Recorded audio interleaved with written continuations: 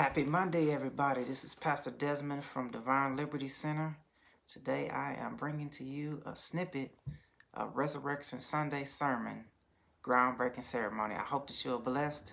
Have a great week. And remember, this is the groundbreaking of a new season. Pastor Desmond. I didn't realize up until the point that he got to the top of the hill, he wasn't carrying everybody's yet. He was just carrying his own. Therefore, God had not turned his face from Jesus, because at that point, Jesus was still Jesus. Jesus was still God. He hadn't took on everybody else's yet. He had took on the punishment, but he wasn't carrying the sin just yet. How do I know that? Because it says that if I be lifted up, then I'll draw all men to thee. So they begin to nail him to the cross on the ground. And they begin to nail his head, and they stretch his hand wide, and they nail the hands. They nailed his hands through the tendons in his wrists, his right and his left. Then they put his feet together, and they nailed his feet. One nail went through both tendons right above his ankle and nailed him to the cross. And this when things began to shift. This when things really got ugly. This when things really got dark. Because he said, if I be lifted up, then I'll draw all men unto me. So when they lifted up Christ, they lifted him up, something shifted right then. That's right. But before he took it all, he had time to talk to just one last person. He had time to have one last conversation, because to his right and his left, they lifted up two thieves. The one to his right said, Jesus, remember me. And the other one said, God, if you be who you say you are, then save yourself and save us.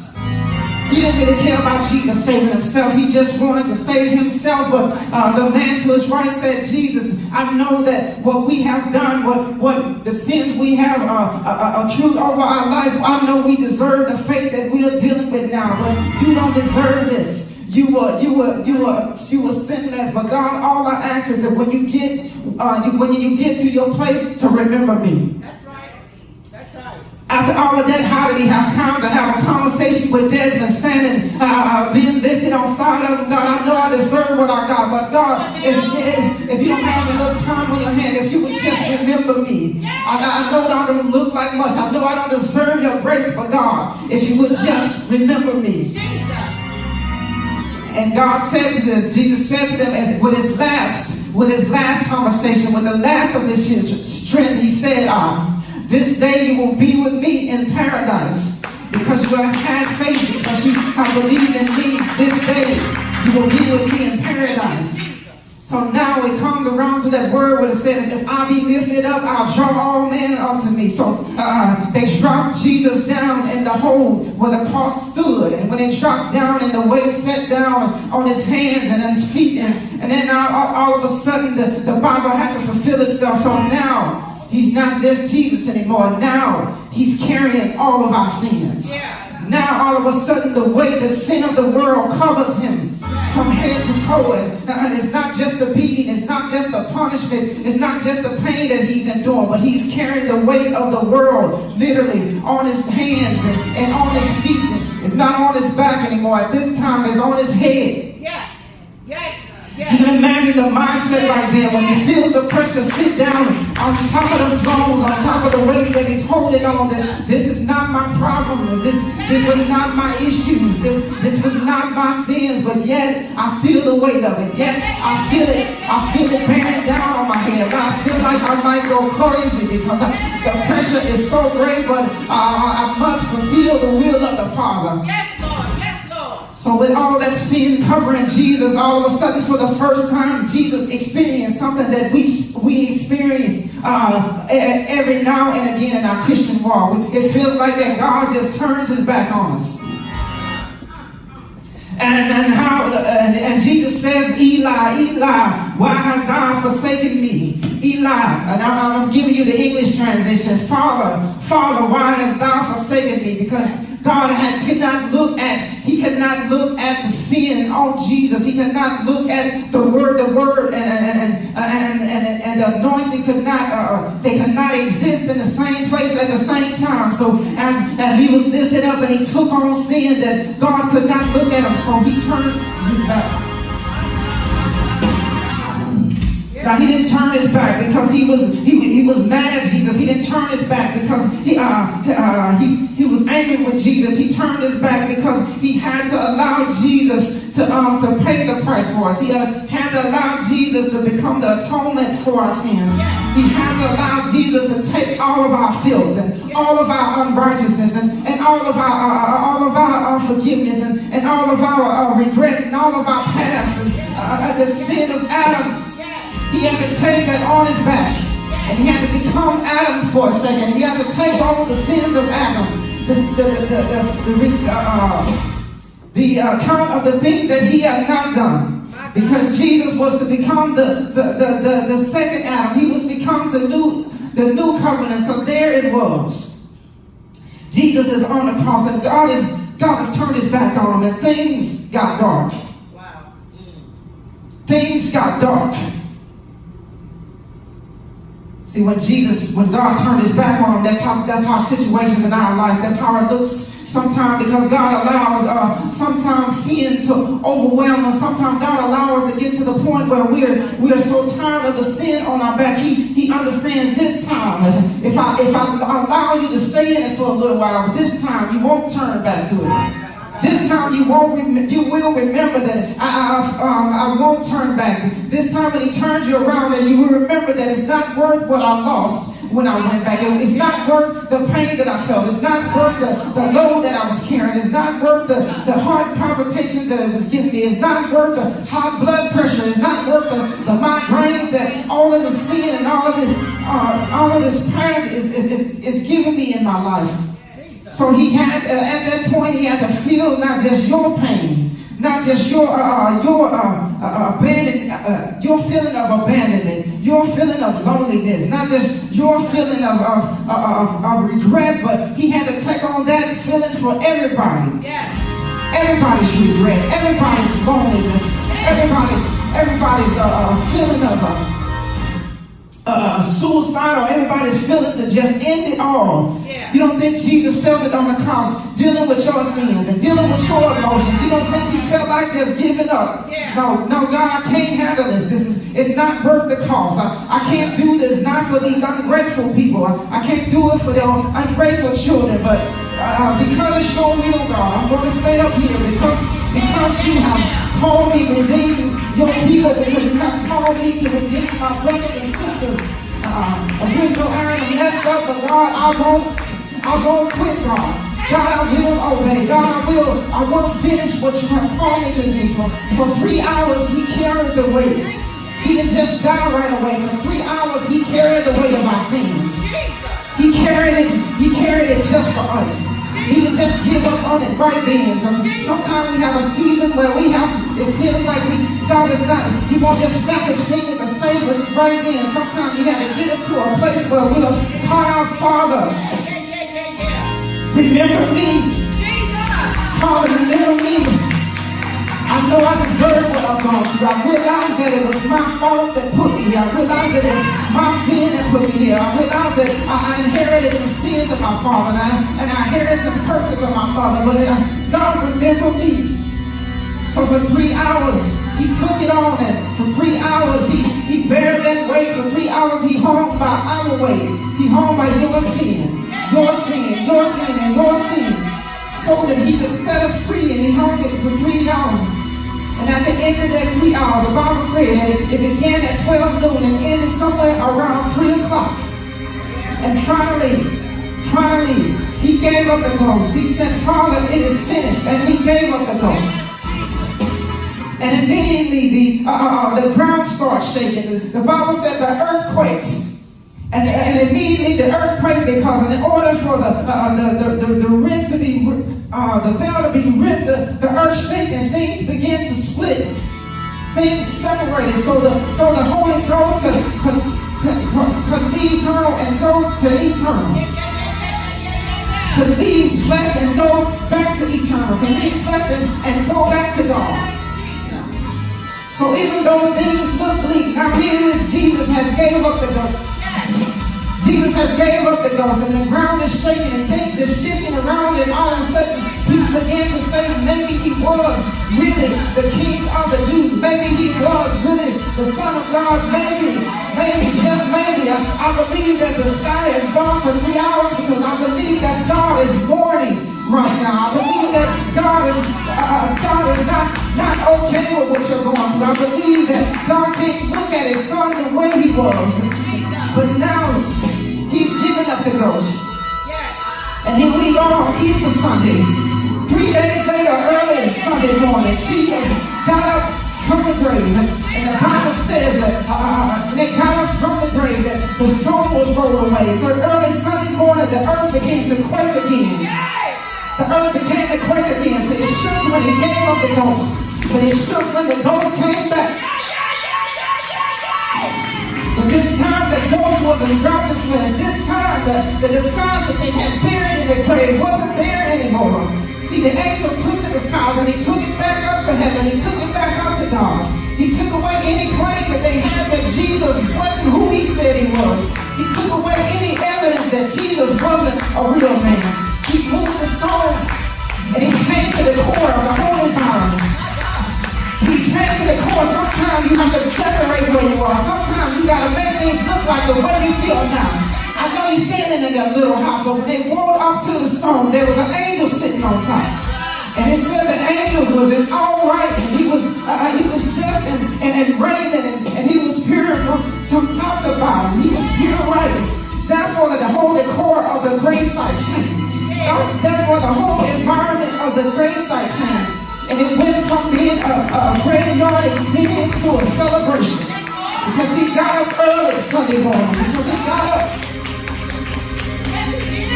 Again, the earth shook when he gave up the ghost. And then the earth shook when it came back. But this time, it came back looking for me and for you. It came back looking for the vessels that Jesus had prepared. It came back because with the blood of Jesus, that he had ripped the veil and he had torn the sin from our life. He had torn the disgrace from our lives. He had torn the generational curses from our life. He had broken the chains and broken the things that were holding us back and broke the things that was stopping us from being brand new. He was decommissioning the old and he was cutting the ribbon on the new. Groundbreaking ceremony. So this day, Isaiah, take me up a little higher. Take me up a little higher. This day, take me up a little higher. This day, 3 days later, we're celebrating Easter Sunday. We're celebrating the rising of Jesus. We're celebrating His Holy Spirit coming back. And His Holy Spirit coming to dwell in us. His Holy Spirit coming to cut the ribbons of our life. His Holy Spirit is coming back to signify. See, things are shaking in your environment. Things are shaking in your situation because God is changing things around. God is changing things around and He's preparing you for a new kingdom. He's preparing you for a new covenant. He prepares you for His blood. He's preparing you for increase.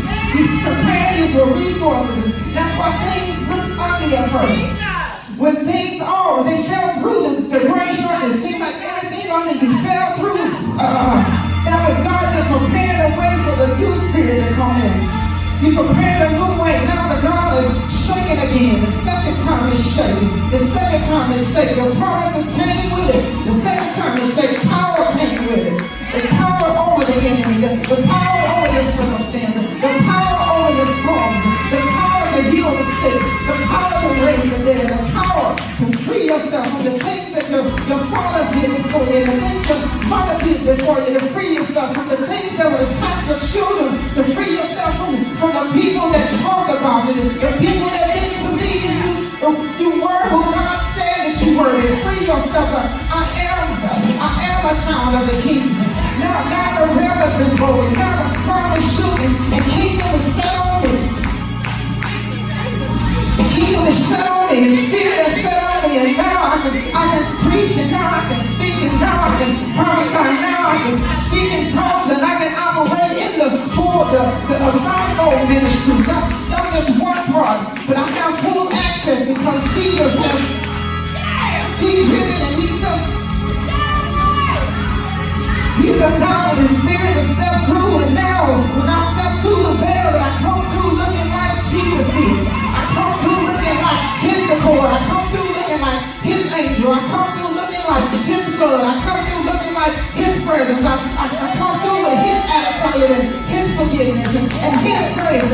his mercy and his power and his authority. Groundbreaking ceremony. That my Redeemer liveth. I know that the Conqueror liveth in me. I know that he's given me his spirit. I know he's alive. And he rose on the third day. And he didn't rise just to walk around earth, but he rise within in me. He rise up in me. He rise up in me, and he gave me a new walk. And he gave me a new talk. And he gave me a new mission in life. He gave me a new purpose. He gave me something to live for. He gave me something to praise for. He gave me something to be joyful about. I didn't really know what I was really joyful about. I knew I was supposed to smile, but I didn't feel it on the inside. So I looked good on the outside, but I had no real power to maintain it.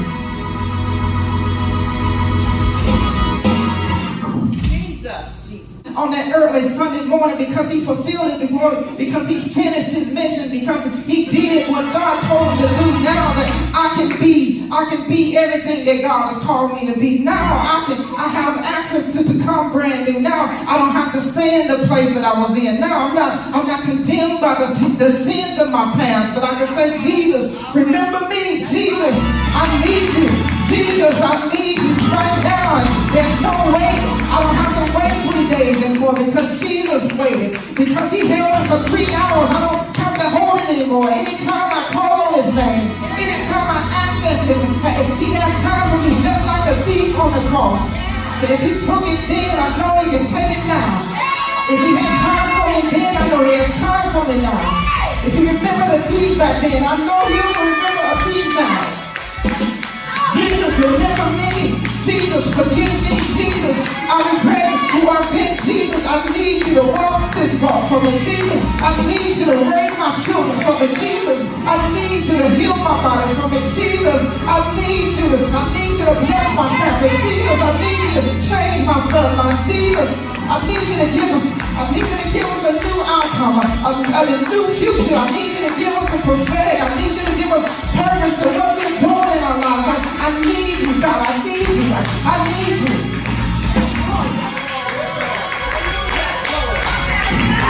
God, I'm broken. God, I'm broken. I need you to make me whole. I need you to do what you do best. I need you to create in me a clean heart and a right spirit, God. Create in me, God. Create in me, Jesus. I need you to do what you do best. Take the broken pieces of my life, God, and make it something right, God. Make it something beautiful, God. Make it something that people will admire, God. Make it something that people see in Pastor Jesus that brought me from this mighty long way. It hasn't been Jesus that turned him around from who he used to be and placed his feet on solid ground. He's steady. He's firm. He's confident in who God has called him to be. I've never seen him this way. I've never seen her this way. I've never seen her smile the way she's smiling now. I've never seen her move the way she's moving now. I was certain things that are attracted. Things are attracted to the grace that's on her life, the favor that's on her life. All of a sudden, she's more attractive than she's ever been. Not just physically, but spiritually. Resources are coming to her. Godly friendships are coming to him. Godly men are coming to him. Godly support are coming to him. Everything that they need is being attracted to them because Jesus has changed the core of my life. He's made it angelic. He's took the death in my life and he set an angel on top of it and he moved the stone and he removed all evidence of death. He removed all evidence of who I used to be. He removed all evidence of the grave clothes I used to have on. He removed all evidence of the weakness I possessed. And then all he left was his spirit, his glory, his goodness, his kindness, his peace, his joy, his mercy, his everlasting, his everlasting, his everlasting. That means it won't run out. That means it's not temporary anymore. He gave up temporary on the cross. And when he rose again, he rose up eternal. So now that what's rising up in us, it doesn't have an expiration date. Now what's rising up in us doesn't have, it's not temporary. It won't run out. It's not a stopwatch that's going to buzz at the end, but it's going to keep going. And his mercies are new every morning. His mercies are new every morning. I can access his mercy. I can access his grace. I can access his gifts every morning I wake up. Sunday morning from now on. From every morning is Easter morning for me. Early at daybreak, I can get up and I can say, Jesus, for you I live, and for you I die. God, I'm eternal because of you. I'm eternal because I give up myself. I sacrifice myself so that you might be glorified in this earth. I'll be your vessel. I'll be your temple. I'll be your tabernacle. God, just use me, God. Give me a fresh anointing every day, and I'll walk in it. And I'll testify as to who you are. I'll testify as to who you are. I'll testify. God, just be walking around is already reservation. It's already reservation. Resurrection.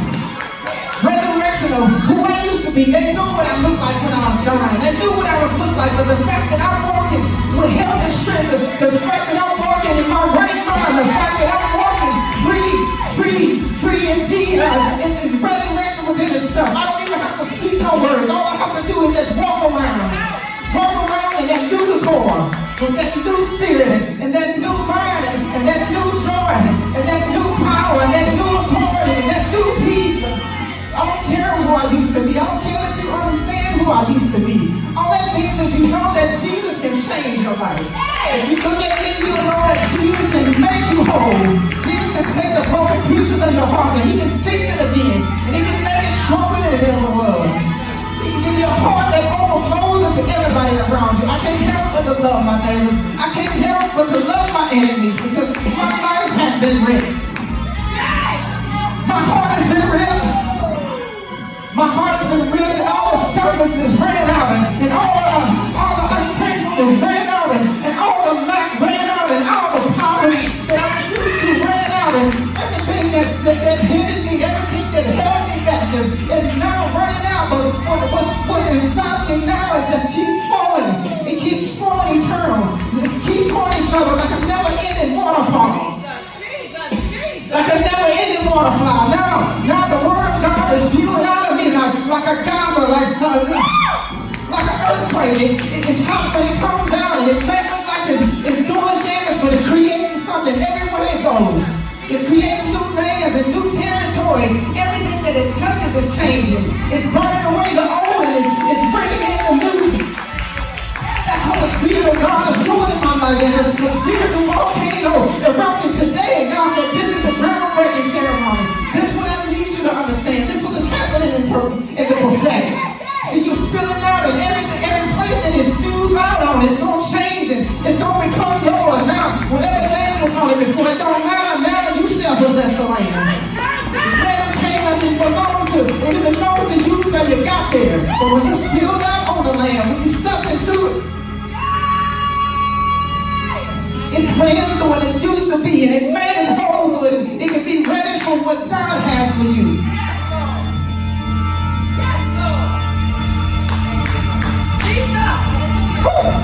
That's the name of Jesus. Because you gave to Christ, because you got up on that third Sunday morning, groundbreaking ceremony. This is it, God. Thank you for breaking ground in me. Thank you for starting a new structure in me. Thank you for opening up your church inside of me, God. Thank you for making me the church, God. Thank you that I don't have to wait till I get there on Sunday morning and I don't have to wait on sometime in church people to love on me. But I can experience your love right where I'm sitting. I can experience your love when I'm in my car on the way to work. I can experience your joy when I'm in the temple or out. The temple is right here. So wherever you want me to go, whatever you want me to say, whatever you want me to do, God, I can do it now. It's not a problem for me anymore. God, for you I live, and for you I lie, and for you I die, God. And I understand now what Isaiah 54:17 says, that no weapon formed against me shall prosper, because nothing can stand under this authority. Nothing can stand in the way of God. Nothing can stop the Spirit of Jesus, his ghost that he gave us. Nothing can stop him from finishing his mission.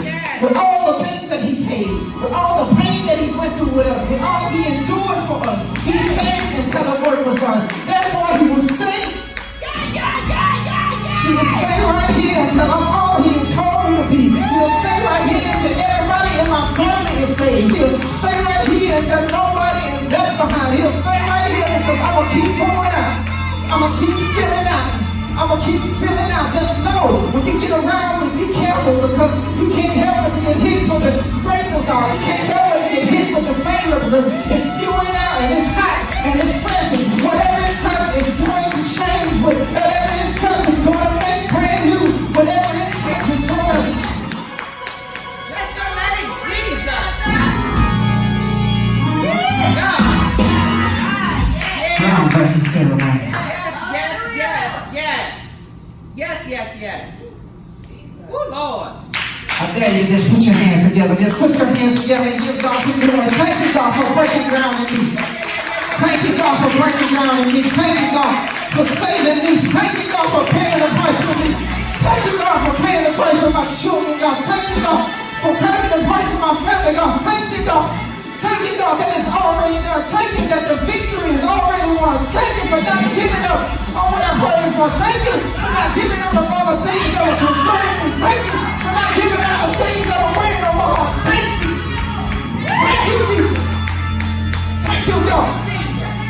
Thank you, God. If anybody deserves a round of applause, Jesus, you deserve it. Jesus, you deserve it. Jesus, you deserve it. Because as for me and my house, we will serve the Lord. From this day forward, we will serve the Lord. I don't have to wait till tomorrow. I don't have to wait till 3 days later to see you glorified. I don't have to wait till 3 days later to see you lifted up.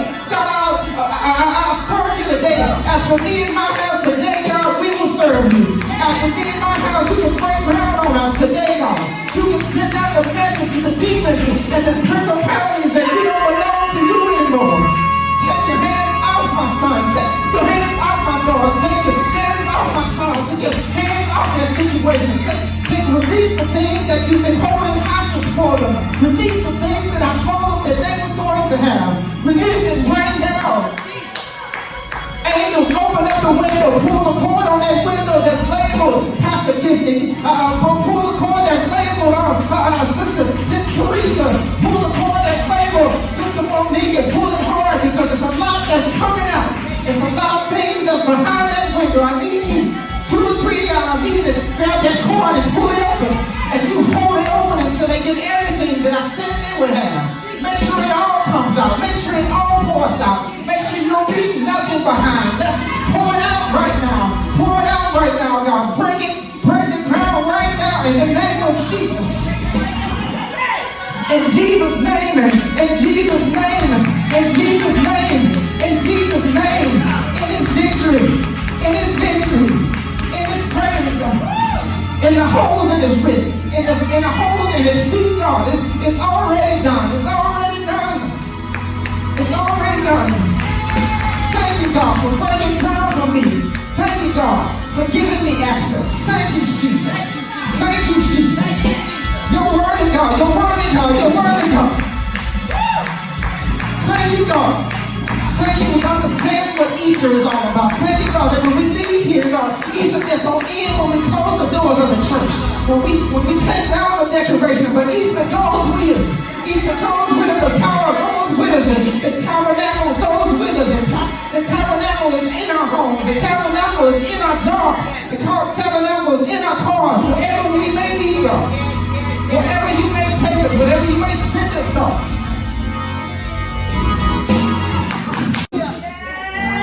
Thank you for hanging in there, Jesus. Thank you for enduring, Jesus. Thank you for persevering, Jesus. Thank you, Jesus.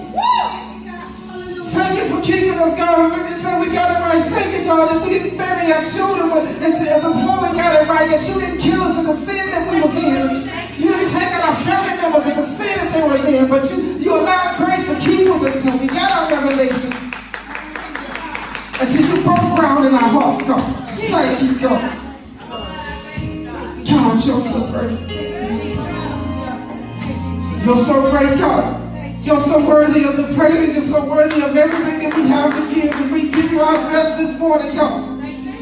God, we thank you, God. We thank you, God, that you were the first fruit of it. You were the first fruit of eternity. You were the first fruit of eternal. And we thank you, God, because you gave the first fruit, God.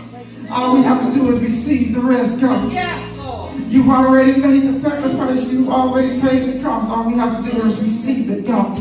For those of us that don't know you as our personal Savior, God, we invite you into our hearts this time and this day, God. We're not going to wait 3 days from now, 3 years from now, 9 years from now. We're not going to wait till we old and decrepit, God, but we want to give you what's due you right now, God. We just want to give you the first fruit of our hearts. Just take what's left of our heart, God. The little pieces that I have now, take it, God, and make it brand new, Jesus. If you take your nugget and you add it to my tea, and God, I know that you'll make it what it's supposed to be. I know I'll never be the same, God. Break ground on you today.